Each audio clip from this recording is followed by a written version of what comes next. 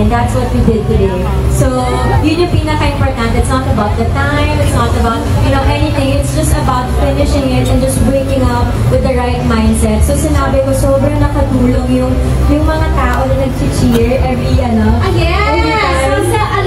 Yung community na magandang nagawa na itong Rexona. So, thank you everyone for being so friendly sa pag-guide sa amin. Next year we'll have another run. Yeah. Madami. Yun nga na. Sign up ka na. We got 1 year to prepare, guys. No pressure. Pero, definitely, this won't be the last. Kasi na-enjoy ko siya. And I'm glad I did it with my Rexona family. And that's one thing about running also. It's just the experience that you enjoy yourself. And of course, on Manila City 228. Balik tayo sa Quezon City on August. Sinasagot sila na, Won't Let You Down. Let's go! Okay, ready? So, when we say Rexona, sabihin natin, it won't let you down. Okay! Perfect. One take lang po. Ready? Pick one lang po ah. Ready? Okay, ready? Rexona!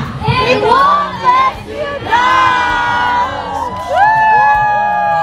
Hello Kathleen fans! Nagkita nga bang Kathleen? Bagong movie alert at saka marami pang videos na nakuhaan si Ma'am Catherine doon sa fun run sa kanilang Rexona mga kasambreros kanina. So yan, at marami pang items mga kasambreros. Unahin ko to, ito na yung video ng meeting ni Ma'am Catherine mga kasambreros doon nga sa Dreamscape mga kasambreros kahapon, na kung saan ay kasama niya si Ma'am Maha Salvador and si James Reid, of course. Ang na-flash ko kahapon ay yung pictures lamang mga kasambreros na 2 piraso. So ito na yung video mga kasambreros na kung saan si Ma'am Catherine at saka si Sir Alden ay nakikinig mga kasambreros, habang si Ma'am Maha ay parang nag-cellphone siya mga kasambreros. Naka-white dito si Katreng at saka naka-black na pang ibaba mga kasambreros, tapos naka-glasses.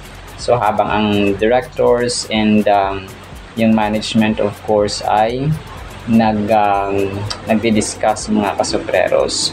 So ayun po tapos parang may pagkain sila of course mga kasambreros. And then ito, next item natin, sobrang ganda ng Catherine dito sa kanyang white na pinost ito ng admin. Naka-white siya dito, tapos parang ang haba nung laylayan nung kanyang ito ko parang trahe di boda na parang trahe di boda, tapos may earring siya mga kasambreros. Tapos kunwari nasasalamin siya, tapos nagpa-posing, and then anggulo sa camera mga kasambreros. So sobrang ganda ni Phenomenal Box Office Cinema Queen dito. Naka-white siya dito na parang yung mahaba yung laylayan sa likod or sa baba mga kasambreros. Tapos mahaba pa ang buhok niya dito. If I'm not mistaken, repost lamang ito nung mga nakaraan pa mga kasambreros. Pero wala ako sa record nito baka nung hindi pa ako Kathleen fan mga kasambreros, maybe 2023 or 2022, kasi 2022 payat siya dati sobra. So siguro mga 2023 or bago yung 2024 nila na shoot mga kasambreros ng Hello Love Again. So baka yun siya, kasi ito na yung katawan ni Ma'am Catherine nung 2024 bago sila mag-start ng shooting ng Hello Love Again sa Canada mga kasambreros. So ayun po sobrang ganda dito ni multimedia star. As expected mga kasambreros, bumabagay sa kanya ang kanyang mga damit and then ito, so new movie, bagong movie alert ni Sir Alden mga kasambreros. Pasensya na po kayo, medyo naulan po dito sa amin nagdidrizo mga kasambreros. Nagdidrizo maambon ng konti na taligsik tumataligsik mga kasambreros. So ganun po siya sa Bisaya. Tapos ay medyo madilim ang kalangitan. Tapos ito, so ang post kasi ng dito ay new movie alert ito yung nag-training si Pops Alden mga kasambreros. Kaya hindi naman ito kasi si Ron Baliki. Ang nakalagay dito ay si Guru siguro mga kasambreros, or siguro Tapos may mga kasama siyang, na-flash na ito nung nakaraan pero nare-repost ng Alden admin. Tapos ayan, new movie alert, no? Yung kanilang pinopost na caption mga kasembreros. So training, hindi ko alam kung ano, nakaka-excite ito at saka na-intriga ako kung ano yung takbo na naman ng ano ni Sir Alden dito. Kasi alam ko na mention niya sa isang interview, sa isa sa mga interviews niya, na meron nga siyang Hollywood affiliation sa ibang bansa mga kasembreros this year. Tapos next year naman ay balik teleserye or television si Phenomenal Box Office Cinema King mga kasembreros na aabangan din po natin mga kasembreros, no? So ayun po, ito ay aabangan natin, no? Wala pa tayong further details kung ano talaga yung niluluto ni Pops Alden dito, kung ano magiging title, etc. And then ito, so bago yung nagkita ang cast din mga kasembreros ha, so si Ma'am Catherine ay nagpasalamat siya dito, no? Binigyan siya ng microphone, of course. Tapos ay nagpasalamat siya sa mga tao, no, for being so friendly and so on. Kasi nga siya yung naging naging parang center of attraction dito mga kasembreros ng mga tao. Tapos yun nga, no, naka-blue and then nagbihis Ma'am Catherine mga kasembreros ng kanyang damit. So as usual ay sobrang lambing ng boses ng Catherine dito. Naka 10 miler. Thank you everyone, so being kind and friendly. So next year daw parang meron daw sila ulit ng Rexona Metro Manila 10 miler. So bagong pakulo. So kailangan daw niya mag-prepare and so on mga kasembreros, no? So sobrang kulit lang ni Ma'am Catherine. And then dito may nakuhaan din siya na nakaupo siya mga kasembreros. So naka-white na siya dito, parang after niya yata ng Hindi ko gaano madinig yung boses niya mga kasembreros kasi mahina ang aking headset, no? Pero kayo na lang po ang makinig at umunawa mga kasembreros. So yun, marami, no? Nagsilabasan na kasi kanina nung unang vlog natin ay hindi natin nakita, of course, no? Kasi hindi pa na-upload sa TikTok. Pero sa sobrang aga nila ay ang dami ring nakakuha ng litrato at saka video mga kasembreros with the Phenomenal Box Office Cinema Queen. So sila ang nasa unahan, naka-blue si attorney mga kasembreros, and of course, no, ay binivideohan siya ng mga tao mga kasembreros. So balik ang healthy fitness, no, si Phenomenal Box Office Cinema Queen. And then ito, so ito na nga ha, nag-post kasi ang admin dito, tapos ay Kath then with a fan, no, ang sabi dito mga kasembreros. So si Sir Alden dito, ito pa hindi edited na picture ha, lilinawin ko po, hindi po ito edited. Tapos may fan dito na parang si kuya ay parang nakabarong, no, naka dark green mga kasembreros. Sabi dito ni Elisha Pauline ay low-key talaga ang Kath and spotted sila with a friend or with a friend mga kasembreros. Tapos naka-black si attorney at saka si client. May padimple pa dito si Sir Alden sa isa niyang picture mga kasembreros, no? Pero correct me if I'm wrong kasi meron akong record dito. Nung time pa ito ng interviews nila sa Hollywood, nung pumunta sila sa Los Angeles, California, para sa kanilang tuloy-tuloy na promotion ng Hello Love Again mga kasembreros. At saka konting press con na rin doon, no, sa The Filipino Channel at saka sa mga Pilipino doon sa abroad or sa Amerika.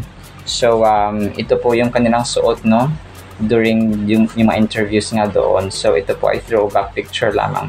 So nag-resurface lang siya kasi nga pinost ng isang admin, tapos pinost din ng isang admin. So ganun po siya mga kasembreros. Nonetheless, alam naman natin na nagko-communicate ang Kath din mga kasembreros.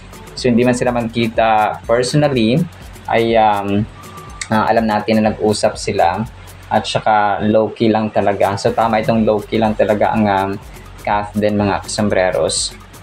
Kasi nga ay hindi kailangang publicize parati ang kanilang pag-uusap for ang kanilang communication. Sapat na sa atin yung terno-terno sila ng kanilang mga OOTDs or outfit of the days, mga kasambreros, na mga outfits of the day, mga kasambreros, na mga relo, damit, no, twinning, and so on, mga kasambreros. Alam niyo na yun kung kayo po ay masugid at saka parating sumusubaybay po sa ating YouTube channel.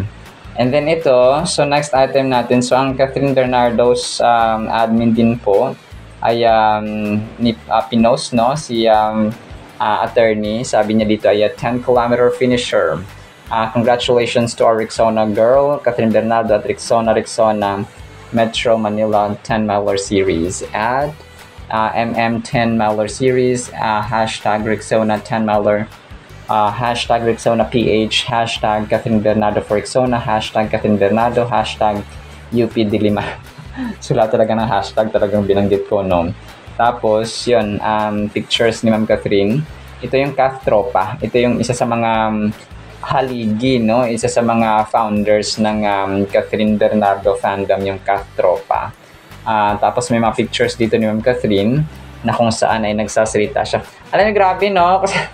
Kasi nung time ni Sir Alden, siya rin yung binigyan ng mic, tapos may nagsalita, of course.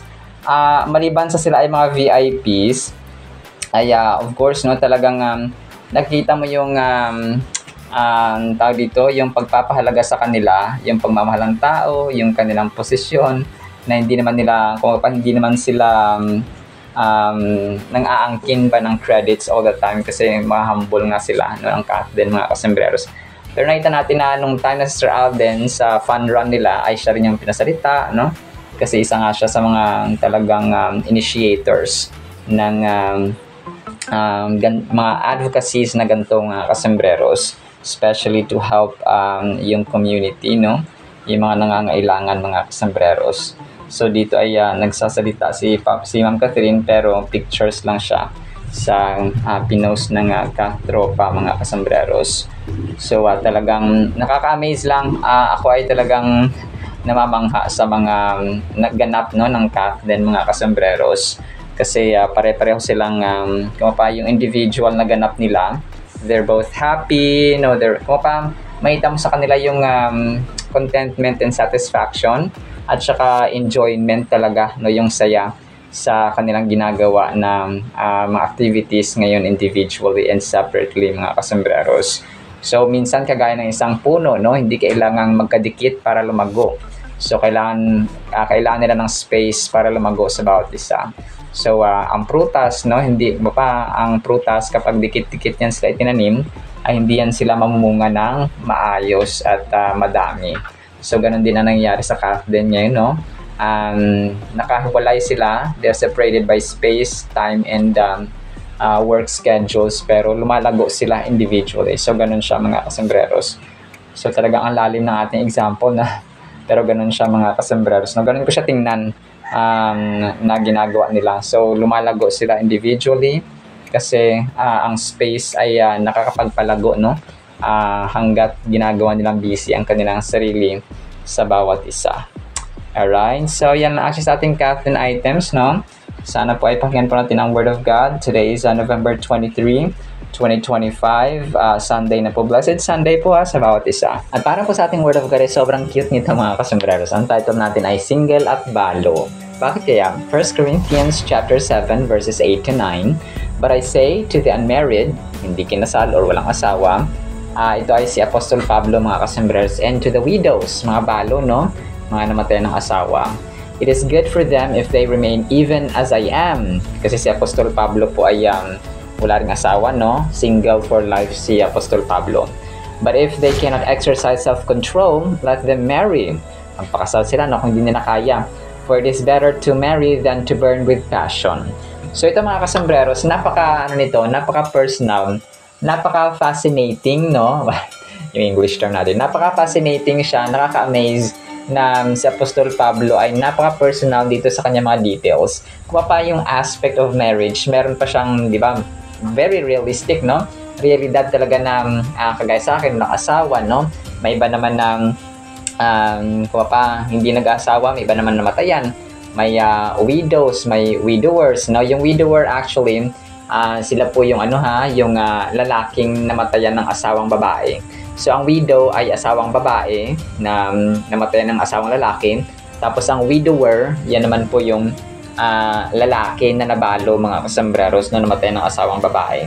So sabi niya dito ay kung ita-translate natin ay sa mga walang asawa, no, sa mga unmarried at saka sa mga balo. So mas mainam daw na manatilis lang ganon, okay, mga kasambreros. Pero kung hindi nila kayang exercise or gawin yung self-control, kasi meron namang kagaya ng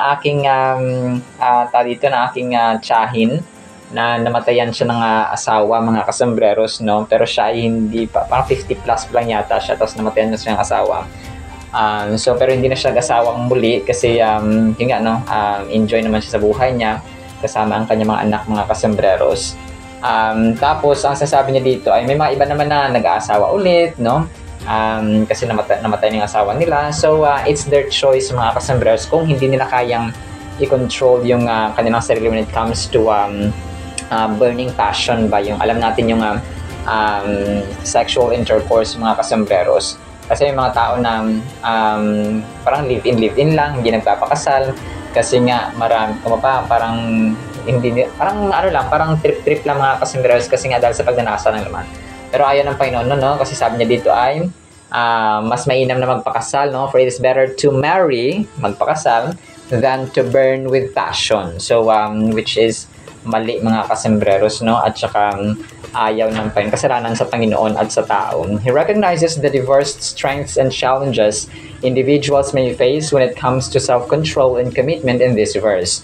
Paul acknowledges the value of solitude in certain circumstances by suggesting that remaining unmarried could lead to a more undivided focus on spiritual matters. So yun nga, no?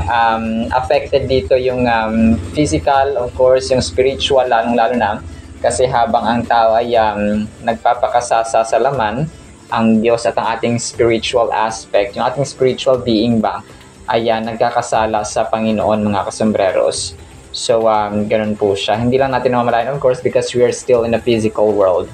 Paul acknowledges the value, sabi dito, however, he also emphasizes the importance of addressing one's needs and desires, even if it means pursuing marriage to fulfill them. So nakita rin dito ni Apostol Pablo yung pangangailangan. Kasi yung sa ibang tao, mga kasus, yung sexual intercourse, needs din po yun actually, mga kasus, sa mag-asawa, no? They need to exercise that kung kaya pa nila, mga kasambreros. So pasensya na sa mga term natin, ha? So, pero ganun po siya, mga kasambreros. It's a need kasi din yan, gift ng Panginoon ang sex, mga kasambreros, sa pagtatalik ng babae at lalaki kapag nasa loob ng marriage or kapag kinasal ang babae at lalaki, mga kasambreros. So regalo niya po yan, no? Kaya nga sinabi nga niya na be fruitful and multiply, na magpakarami ang tao kapag sila po ay kinasal. Kapag hindi sila kinasal outside marriage, ay yun na po yung kasalanan, mga kasambreros. So sa iba, needs yon. Sa iba naman, nakokontrol nila, mga kasambreros. That is why they remain single, no? At saka balo, mga kasambreros. Kung kaya title natin ay single at balo. So yun siya. Pero kapag hindi na kaya, ay they have to perform. They have to undergo, or they have to proceed with marriage, mga kasambreros. Paul's wisdom, sabi dito, we may grapple with the balance between individual pursuits and companionship in our lives, a dilemma that has been pondered for centuries. Paul's wisdom can remind us to consider our own strengths and limitations when making decisions about relationships. This verse ultimately encourages us to seek understanding both of ourselves and our needs in order to lead fulfilling and purposeful lives. So ito nga, yung si Apostol Pablo kasi, mga kasambreros, may advantage at may disadvantage naman yung pamilyado ka. Si Apostol Pablo, isa sa mga reasons kung bakit nasulat niya yung 1/3, 1/4 ng Holy Bible sa New Testament, no? Kasi 14 letters, no? 14 na books, mga kasus, ng Romans, 1st and 2nd Corinthians, 1st and 2nd Timothy, 1st and 2nd Thessalonians, 1st and 2nd Corinthians, yung Hebrews, mga kasambreros, yung Philemon, so yun, and so on, mga kasambreros. So nasulat yan kasi wala siyang pamilya. Kumaga pa, wala siyang inaalalang pamilya or mga anak na asikasuhin. So he devoted his entire life sa paghahayo at saka paglilingkod sa Panginoon, mga kasus, wholeheartedly. So kung kaya ngayon meron tayong nababasa ng mga books, Corinthians, no, Thessalonians, Ephesians, Philippians, Galatians, mga kasambreros, no, Hebrews, and so on. So dahil sa kay Apostle Paul na ginamit ng Panginoon. So to God be the glory still. So yun, no, kumbaga pa may advantage at may disadvantage naman yung pagiging pamilyado, mga kasambreros. So pero grabe, no, kasi kapag devoted ka, kagaya kay Apostle Paul, no, hindi naman lahat tayo kagaya ni Apostle Paul. When you are may mga tao naman na syempre masarap pag may katuwang sa buhay, no? May asawa ka, may mag-aalaga, and so on, mga kasambreros. And may mga depende din sa choice at situation ng tao, mga kasambreros. So si Apostol Pablo lang talaga ay grabe, parang single-handedly ay nakaya niya, no, sa awa at tulong ng Holy Spirit at ng Panginoong Jesus na naisulat and malagpasan lahat ng trials sa kanyang buhay, at nagsusulat siya habang nasa kulungan, no? Grabe yung one of the greatest men in the Bible, especially sa New Testament. Parang nga siya, no? Parang second kay Jesus Christ, mga kasama, si Apostol Pablo, maliban sa mga disciples, kasi sa ranking siya yung vice president, kung si Jesus Christ ang president sa physical world lang, hindi sa langit, mga kasambreros, kasi ang Diyos lamang ang makapangyarihan.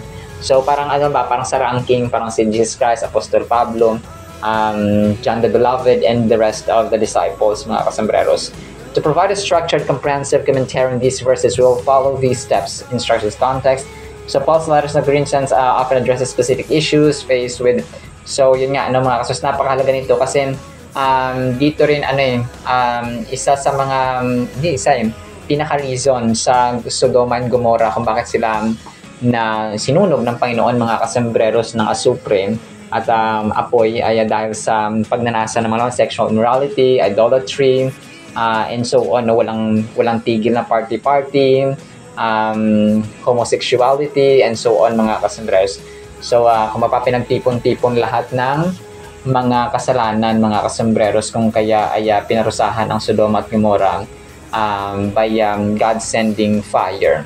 So ang passage na ito ay napakahalaga talaga, mga kasambreros, sapagkat relevant ito sa ngayon, related sa realidad ng buhay na may iba na single, may iba na nagpapabalo, may iba naman na nabalo sila, hindi na sila nag-asawa, may iba naman mag-asawa pero hindi nagpakasal, so which is kasalanan pa rin, mga kasambreros, no? So yun po, so napakahalaga nito, and let's really papaput sa schedule natin, no? Let's put it in the schedule every single day, yung pagbabasa ng Biblia, and yung application, of course, mga kasambreros. So hindi kasalanan na maging single, hindi rin kasalanan na mag-asawa. So ganun ang punto dito, mga kasambreros. Hindi rin kasalanan, of course, na maging balo, no? Si Apostol Pablo ay sabi nito, kung gusto niyo maging balo, you can remain. Pero kung gusto niyo nang mag-asawa ulit, no, kasi ayaw niyo magkasala sa sexual immorality, so you have to undergo marriage. Tapos kung ikaw naman ay single, tapos hindi mo kayang kontrolin ng iyong lust, yung pagnanasa sa laman, so you still have to undergo marriage or yung ceremony of wedding, mga kasambreros. Tapos kung gusto mo ng for life ay beneficial din. So both statuses, mga kasambreros, ay beneficial at advantage, no, kung sa tama natin gagamitin ng ating katawan. Alright, so now sa ating Word of God, pagpalaan po tayo ng pag-ibig, pananampalataya, pag-asa, at saka wisdom and self-control, mga kasambreros. In the mighty name of Jesus we pray. Amen and amen. See you sa next segment, mga kasambreros, and paalam po.